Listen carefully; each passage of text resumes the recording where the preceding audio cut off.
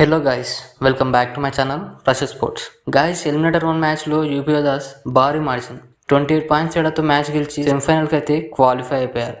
అయితే ఈరోజు 8 PM semifinal match జరగనుంది.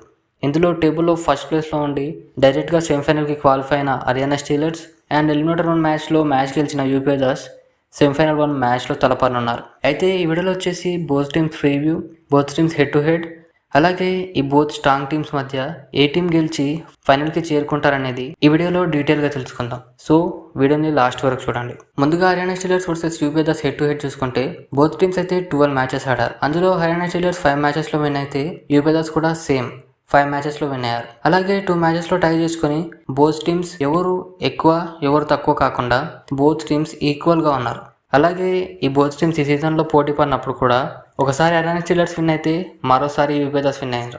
As per head to head and ఈ సీజన్ మ్యాచెస్ ప్రకారం బోత్ టీమ్స్ అయితే ఈక్వల్గా ఉన్నారు. యూపీ యోధాస్ అయితే లాస్ట్ మ్యాచ్ ఎలిమినేటర్ 1 మ్యాచ్లో భారీ స్కోర్ తేడాతో మ్యాచ్ గెలిచి ఫుల్ ఫైర్ మీద ఉన్నారు. ఇందులో రైడింగ్ నుంచి అయితే భవానీ రాజ్పూత్ అండ్ గగన్ గౌడ్ అయితే ఫుల్ ఫామ్లో ఉన్నారు. ఎక్కడ తగ్గకుండా సూపర్గా ఆడుతున్నారు. అలాగే వీళ్ళకి తోడు భరత్ అండ్ సురేందర్ గుల్ కూడా బాగానే పర్ఫామ్ చేస్తున్నారు.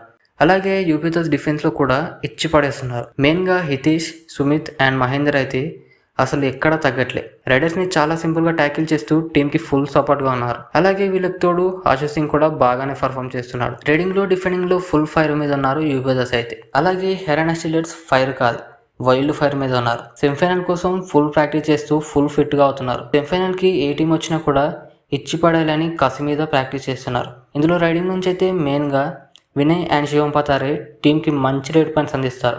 వీళ్ళతో కాకపోతే విశాల్ తాటే ఫామ్లోకి వచ్చి ఒక్కో టీంకి చుక్కలు చూపించి చాలా సింపుల్గా పాయింట్స్ ఇస్తాడు. అలాగే డిఫెండర్ నుంచి మాత్రం హర్యానా స్టీలర్స్ అయితే చాలా అంటే చాలా స్ట్రాంగ్గా ఉన్నారు. మెయిన్గా the aggression player Mohammed Rida షెదులు అయితే టీంకి మంచి ట్యాకిల్ పాయింట్స్ అందిస్తాడు. వచ్చిన రైడర్ని వచ్చినట్టుగానే చాలా సింపుల్గా ట్యాకిల్ చేసే సత్తా ఉన్న ప్లేయర్.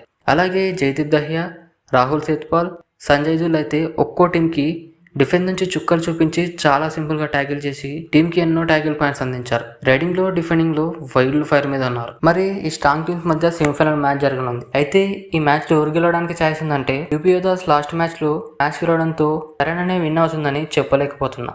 కానీ హర్యానా స్టీలర్స్కి ఒక 10% ఛాయిసెస్ ఎక్కువగా ఉన్నాయి హర్యానా మ్యాచ్ గెలవడానికి. కానీ యూపీ యోధాస్ అదే ఫామ్ని కంటిన్యూ చేసి కసి మీద ఆడితే చెప్పలేం, యూపీ యోధాస్ కూడా గెలిచే ఛాయిస్ ఉంటుంది. చూద్దాం సెమీఫైనల్ మ్యాచ్లో ఎవరు గెలుస్తారని.